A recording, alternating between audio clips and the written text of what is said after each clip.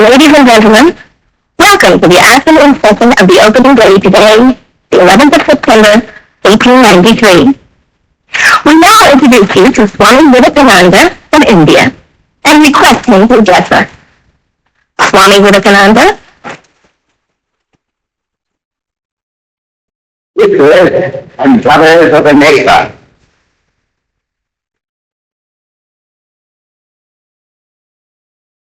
fills my heart with joy unspeakable to rise in response to the warm and cordial welcome which you have given us. I thank you in the name of the most ancient order of monks in the world. I thank you in the name of the mother of religions. And I thank you in the name of the millions and millions of Hindu people of all classes and sects. My thanks also to some of the speakers on this platform who, referring to the delegates from the Orient, have told you that these men from far-off nations may well claim the honor of bearing to different lands the idea of toleration. I am proud to belong to a religion which has taught the world both tolerance and universal acceptance. We believe not only in universal toleration, but we accept all religions as true. I am proud to belong to a nation which has sheltered the persecuted and the refugees of all religions and all nations of the earth. I am proud to tell you that we have gathered in our bosom the purest remnant of the Israelites who came to southern India and took refuge with us in the very year in which their holy temple was shattered to pieces by Roman tyranny. I am proud to belong to the religion which has sheltered and is still fostering the remnants of the grand Zoroastrian nation. I will quote to you, brethren, a few lines from a hymn which I remember to have repeated from my earliest boyhood, which is every day repeated by millions of human beings. As the different streams, having their sources in different places, all mingle their water in the sea, so, O Lord, the different paths which men take through different tendencies, various though they appear, crooked or straight, all lead to thee. The present convention, which is one of the most august assemblies ever held, is in itself a vindication, a declaration to the world of the wonderful doctrine preached in the Gita. Whosoever comes to me, through whatsoever form, I reach him. All men are struggling through paths which in the end lead to me. Sectarianism, bigotry, and its horrible descendant, fanaticism, have long possessed this beautiful earth. They have filled the earth with violence, drenched it often and often with human blood, destroyed civilization, and sent whole nations to despair. Had it not been for these horrible demons, human society would be far more advanced than it is now. But their time is come, and I fervently hope that the bell that tolled this morning in honor of this convention may be the death knell of all fanaticism, of all persecutions with the sword or with the pen, and of all uncharitable feelings between persons wending their way to the same goal.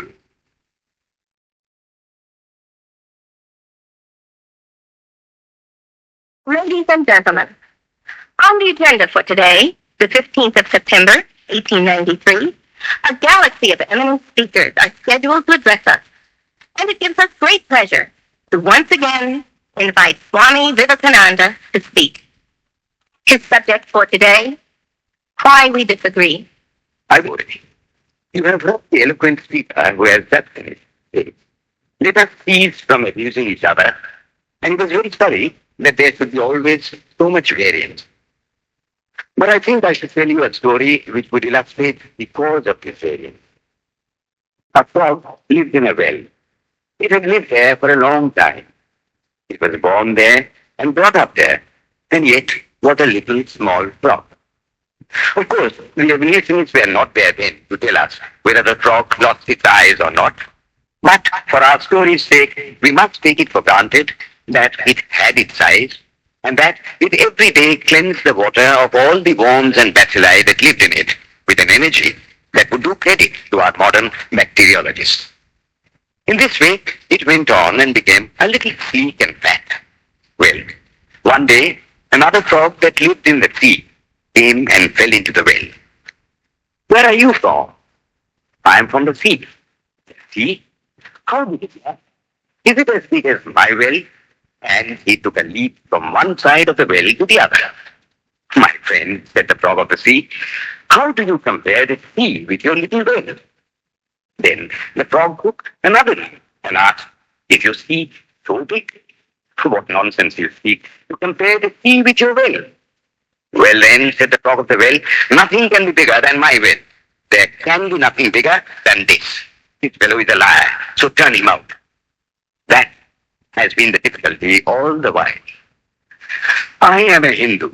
I am sitting in my own little well and thinking that the whole world is my little well.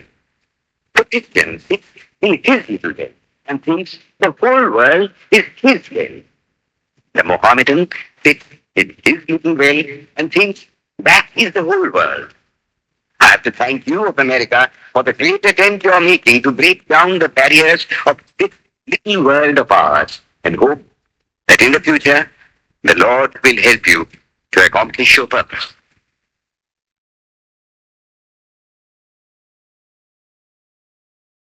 Delegates and friends, today, the 19th of September, 1893, is the ninth day of the World Parliament of Religion.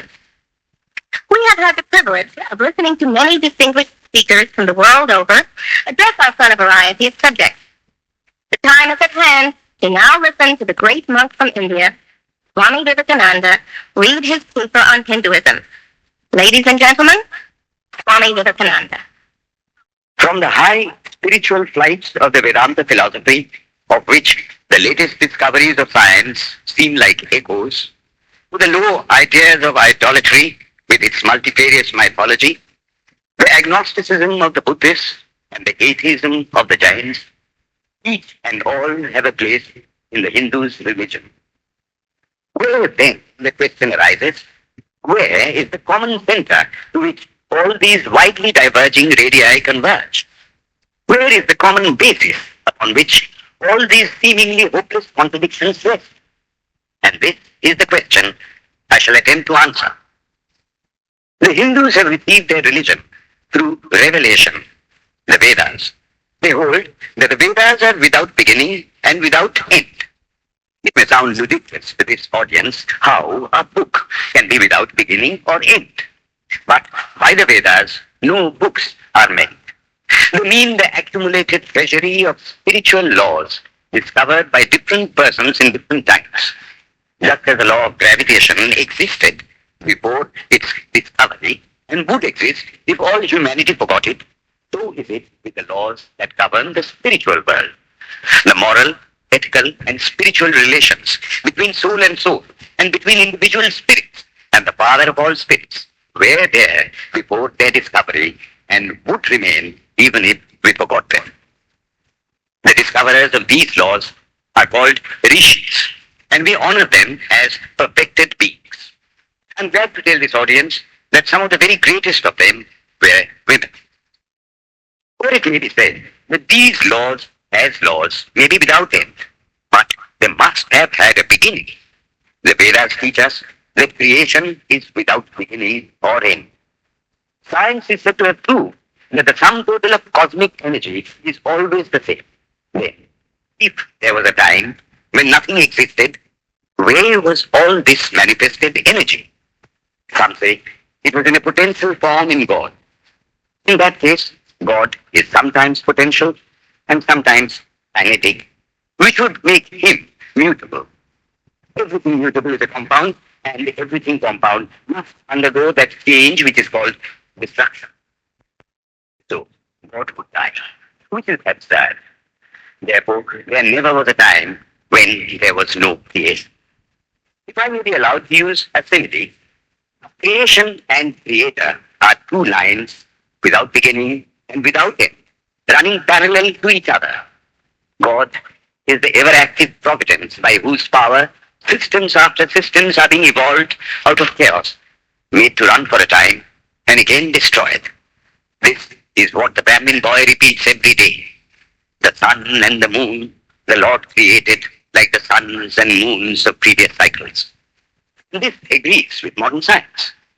Where I stand And if I shut my eyes and try to conceive my existence, what is the idea before me? The idea of a body. Am I then nothing but a combination of material substances? The Vedas declare, no. I am a spirit living in a body. I am not the body. The body will die, but I shall not die. Here am I in this body. It will fall, but I shall go on living. I had also a past. The soul was not created, for creation means a combination, which means a certain future dissolution. If then the soul was created, it must die. Some are born happy, enjoy perfect health with beautiful body, mental vigor, and all wants supplied. Others are born miserable. Some are without hands or feet. Others again are idiots and only drag on a wretched existence. Why, if they are all created, why does a just and merciful God create one happy and another unhappy? Why is he so partial? Nor would it matter in the least to hold that those who are miserable in this life will be happy in a future one. Why should a man be miserable even here in the reign of a just and merciful God? In the second place, the idea of a creator God does not explain the anomaly, but simply expresses the cruel fear of an all-powerful being. There must have been causes then, before his birth, to make a man miserable or happy, and those were his past actions. Are not all the tendencies of the mind and the body accounted for by inherited aptitude? Here are two parallel lines of existence, one of the mind, the other of matter. If matter and its transformations answer for all that we have, there is no necessity for supposing the existence of a soul. But it cannot be proved that thought has been evolved out of matter. And if a philosophical monism is inevitable, spiritual monism is certainly logical and no less desirable than a materialistic monism. But neither of these is necessary here. We cannot deny that bodies acquire certain tendencies from heredity, but those tendencies only mean the physical configuration through which a peculiar mind alone can act in a peculiar way. There are other tendencies peculiar to a soul caused by his past actions, and a soul with a certain tendency would, by the laws of affinity, take birth in a body which is the fittest instrument for the display of that tendency. This is in accord with science, for science wants to explain everything by habit, and habit is got through repetitions. So, repetitions are necessary to explain the natural habits of a newborn soul, and since they were not obtained in this present life, they must have come down from past lives. There is another suggestion. Taking all these for granted, how is it that I do not remember anything of my past life? This can be easily explained. I am now speaking in English. It is not my mother tongue. In fact, no words of my mother are now present in my consciousness. But let me try to bring them up, and they rush. That shows that consciousness is only the surface of the mental ocean, and within its depths are stored up all our experiences. Try and struggle. They would come up, and you would be conscious even of your past life. This is direct and demonstrative evidence. Verification is the perfect proof of a theory, and here is the challenge thrown to the world by the rishis. We have discovered the secret by which the very depths of the ocean of memory can be stirred up. Try it, and you would get a complete reminiscence of your past life. So then, the Hindu believes that he is a spirit. Him the throat cannot pierce, him the fire cannot burn, him the water cannot melt, him the air cannot dry. The Hindu believes that every soul is a circle, whose circumference is nowhere, but whose center is located in the body, and that death means the change of the center from body to body. Nor is the soul bound by the conditions of matter. In its very essence, it is free, unbounded, holy, pure, and perfect. But somehow or other, it finds itself tied down to matter, and thinks of itself as matter. Why should the free, perfect, and pure being be thus under the thraldom of matter, is the next question. How can the perfect soul be deluded into the belief that it is imperfect? We have been told that the Hindus shirk the question and say that no such question can be there. Some thinkers want to answer it by positing one or more quasi-perfect beings and use big scientific names to fill up the gap. But naming is not explained. The question remains the same. How can the perfect become the quasi-perfect? How can the pure, the absolute, change even a microscopic particle of its nature? But the Hindu is sincere. He does not want to take shelter under sophistry. He is brave enough to face the question in a manly fashion, and his answer is, I do not know. I do not know how the perfect being, the soul, came to think of itself as imperfect, as joined to and conditioned by matter. But the fact is a fact for all that. It is a fact in everybody's consciousness that one thinks of oneself as the body. The Hindu does not attempt to explain why one thinks one is the body. The answer that it is the will of God is no explanation. This is nothing more than what the Hindu says. I do not know. Till then, the human soul is eternal and immortal, perfect and infinite, and death means only a change of center from one body to another. The present is determined by our past actions, and the future by the present. The soul will go on evolving up or reverting back from birth to birth and death to death. But here is another question. Is man a tiny boat in a tempest, raised one moment on the foamy crest of a billow and dashed down into a yawning chasm the next, rolling to and fro at the mercy of good and bad actions, a powerless, helpless wreck in an ever-raging, ever-rushing, uncompromising current of cause and effect, a little moth placed under the wheel of causation, which rolls on, crushing everything in its way, and waits not for the widow's tears or the orphan's cry? The heart thinks at the idea. Yet, this is the law of nature. Is there no hope? Is there no escape? Was the cry that went up from the bottom of the heart of despair. It reached the throne of mercy, and words of hope and consolation came down and inspired a Vedic sage, and he stood up before the world and in trumpet voice proclaimed the glad tidings.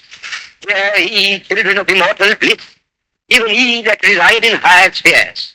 I have found the ancient one who is beyond all darkness, all delusion. Knowing him alone, you shall be saved from death over again. Children of immortal bliss. What a sweet, what a hopeful name. Allow me to call you, brethren, by that sweet name, heirs of immortal bliss. Yea, the Hindu refuses to call you sinners. We are the children of God, the sharers of immortal bliss, holy and perfect beings. Ye divinities on earth, sinners, it is a thing to call a man so. It is standing libel on human nature. Come up, O lions, and shake off the delusion that you are sheep. You are souls immortal, spirits free, blessed and eternal. Ye are not matter, ye are not bodies. Matter is your servant, not you the servant of matter. Thus it is that the Vedas proclaim not a dreadful combination of unforgiving laws, not an endless prison of cause and effect, but that at the head of all these laws, in and through every particle of matter and force stands one, by whose command the wind blows, the fire burns, the clouds rain, and death stalks upon the earth. And what is his nature? He is everywhere, the pure and formless one, the Almighty. People, thou art our Father, thou art our Mother, thou art our beloved friend, thou art the source of all strength. Give us strength. Thou art he that beareth the burdens of the universe. Help me bear the little burden of this life. Thus sang the rishis of the Vedas. And how to worship him? Through love. He is to be worshipped as the one beloved, dearer than everything in this and the next life.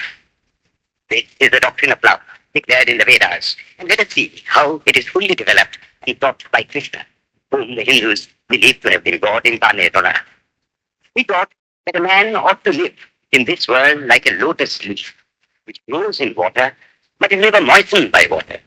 So a man ought to live in the world, his heart to God and his hands to work.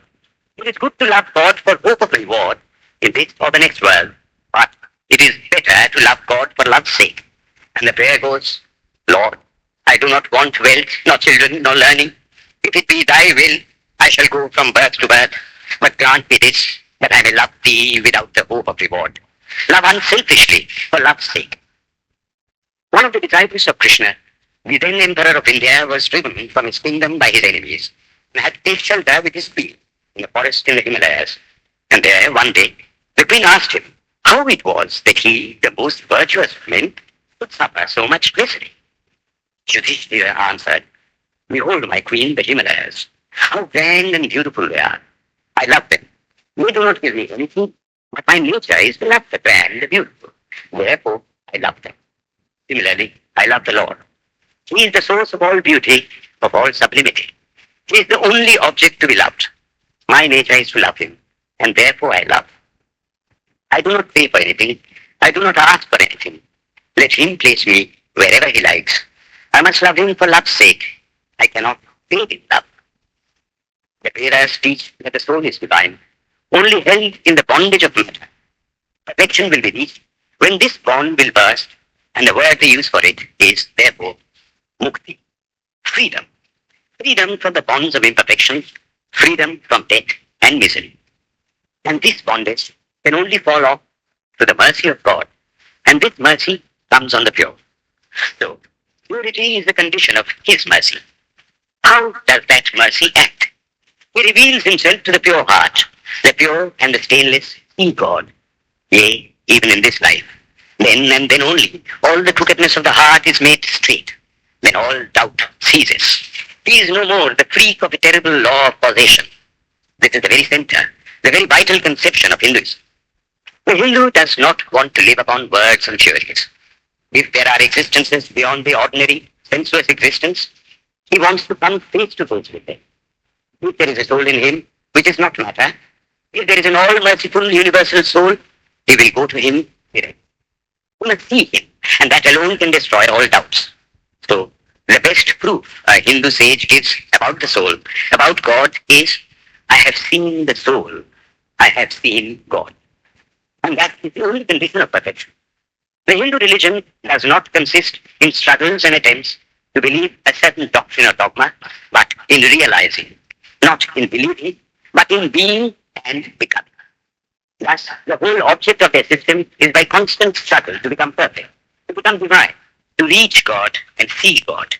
This reaching God, seeing God, becoming perfect, even as the Father in heaven is perfect, constitutes the religion of the Hindus. And what becomes of a man when he attains perfection? It's a life of bliss infinite. He enjoys infinite and perfect bliss, having obtained the only thing in which man ought to have pleasure, namely God, and enjoys the bliss with God. So far, all the Hindus are agreed. This is the common religion of all the sects of India. But when perfection is absolute, and the absolute cannot be two or three, it cannot have qualities. It cannot be an individual. And so, when a soul becomes perfect and absolute, it must become one with Brahma, and it would only realize the Lord as the perfection, the reality of its own nature and existence, the existence absolute, knowledge absolute, and bliss absolute. We have often and often read this called the losing of individuality and becoming a stock or a stone. He jests at stars that never felt a wound. I tell you, it is nothing of the kind. If it is happiness to enjoy the consciousness of its small body, it must be greater happiness to enjoy the consciousness of two bodies. The measure of happiness increasing with the consciousness of an increasing number of bodies, the aim, the ultimate of happiness being reached when it would become a universal consciousness. Therefore, to gain this infinite universal individuality, this miserable little prison individuality must go. Then alone can death cease when I am one with life. Then alone can misery cease when I am one with happiness itself. Then alone can all error cease when I am one with knowledge itself. And this is the necessary scientific conclusion. Science has proved to me that physical individuality is a delusion, that really my body is one little continuously changing body in an unbroken ocean of matter, and Advaita or unity is the necessary conclusion with my other counterpart, soul. Science is nothing but the finding of unity. As soon as science would reach perfect unity, it would stop from further progress, because it would reach the goal. Thus, chemistry could not progress farther when it would discover one element out of which all others could be made. Physics would stop when it would be able to fulfill its services in discovering one energy of which all the others are but manifestations. And the science of religion become perfect when it would discover Him who is the one life in a universe of death, Him who is the constant basis of an ever-changing world, one who is the only soul of which all souls are but delusive manifestations. Thus is it, through multiplicity and duality, that the ultimate unity is reached. Religion can go no farther. This is the goal of all science. All science is bound to come to this conclusion in the long run. Manifestation and not creation is the word of science today. The Hindu is only glad that what he has been cherishing in his bosom for ages is going to be taught in more forcible language and with further light from the latest conclusions of science. We turn now from the aspirations of philosophy to the religion of the ignorant. At the very outset, I may tell you that there is no polytheism in India. In every temple, if one stands by and listens, one will find the worshippers applying all the attributes of God, including omnipresence, to the images. Monotheism is in the separation. The rose, called by any other name, would smell as sweet. Names are not explanations. The tree is known by its fruit. When I have seen amongst them that are called idolaters, men, the like of whom, in morality and spirituality and love, I have never seen anywhere, I stop and ask myself, can sin negate holiness? Superstition is a great enemy of man, but bigotry is worse. Why does a Christian go to church? Why is the cross holy? Why is the face turned toward the sky in prayer? Why are there so many images in the Catholic Church? Why are there so many images in the minds of Protestants when they pray? My brethren, we can no more think about anything without a mental image than we can live without dream.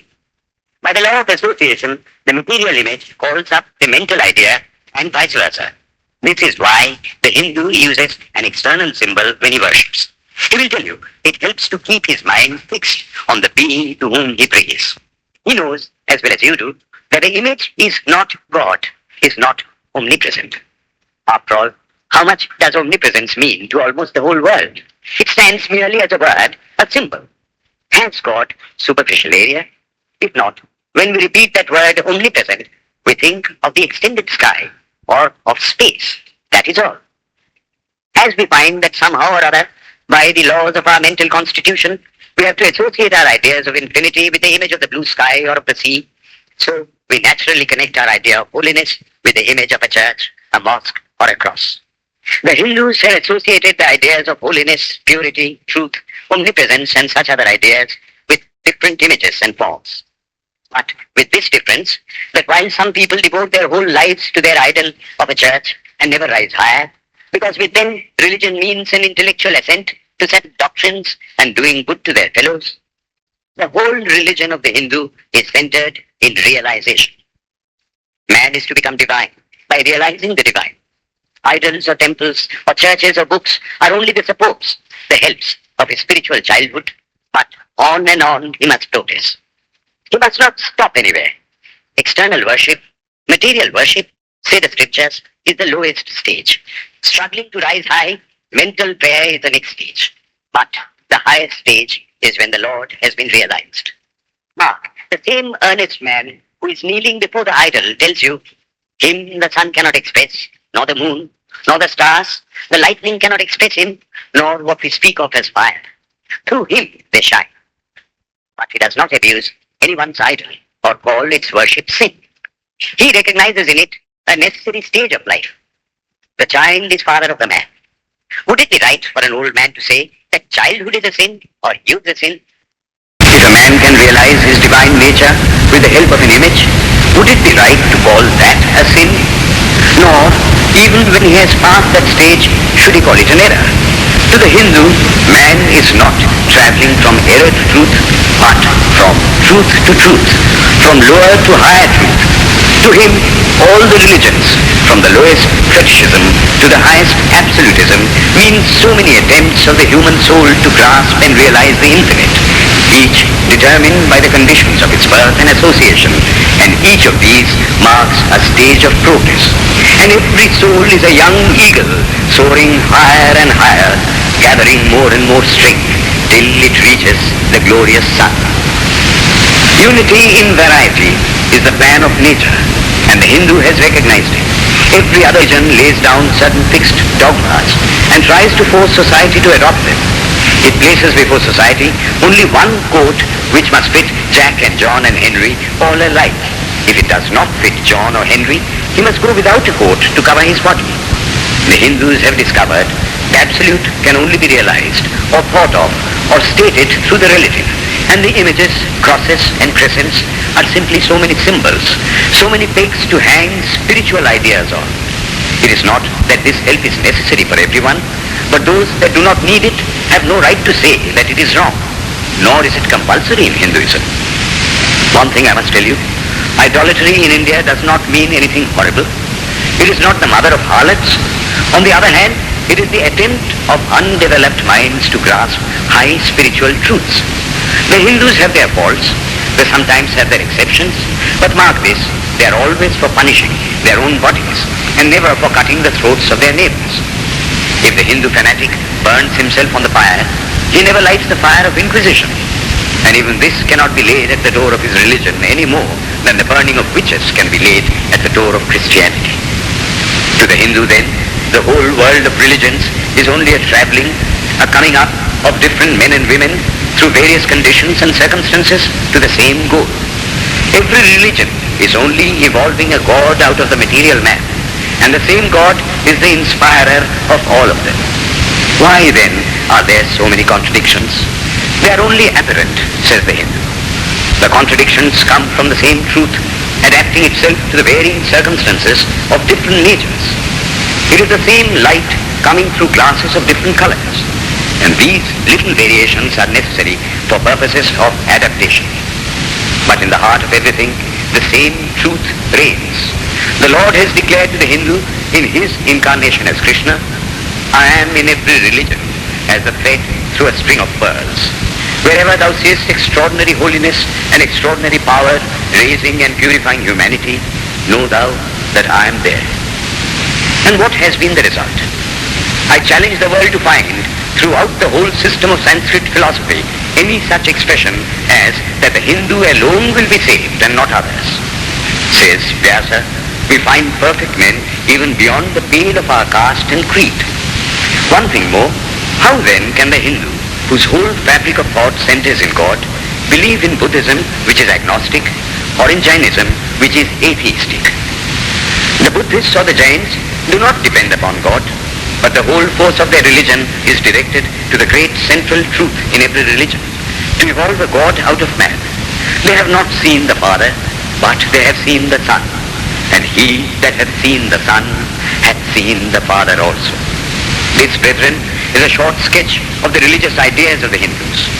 The Hindu may have failed to carry out all his plans, but if there is ever to be a universal religion, it must be one which will have no location in place or time, which will be infinite like the God it will preach, and whose sun will shine upon the followers of Krishna and of Christ, on saints and sinners alike, which will not be Brahminic or Buddhistic, Christian or Mohammedan, but the sum total of all these, and still have infinite space for development, which in its Catholicity will embrace in infinite arms and find a place for every human being, from the lowest groveling savage, not far removed from the brute, to the highest man towering by the virtues of his head and heart almost above humanity, making society stand in awe of him and doubt his human nature. It will be a religion which will have no place for persecution or intolerance in its polity, which will recognize divinity in every man and woman, and whose whole scope, whose whole force will be centered in aiding humanity to realize its own true divine nature.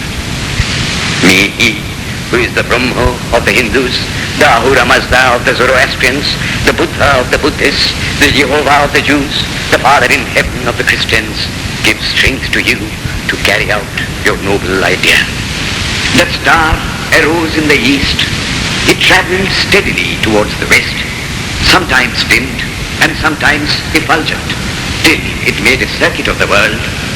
And now it is again rising on the very horizon of the east, the borders of the sun-bow, 1,000-fold more effulgent than it ever was before.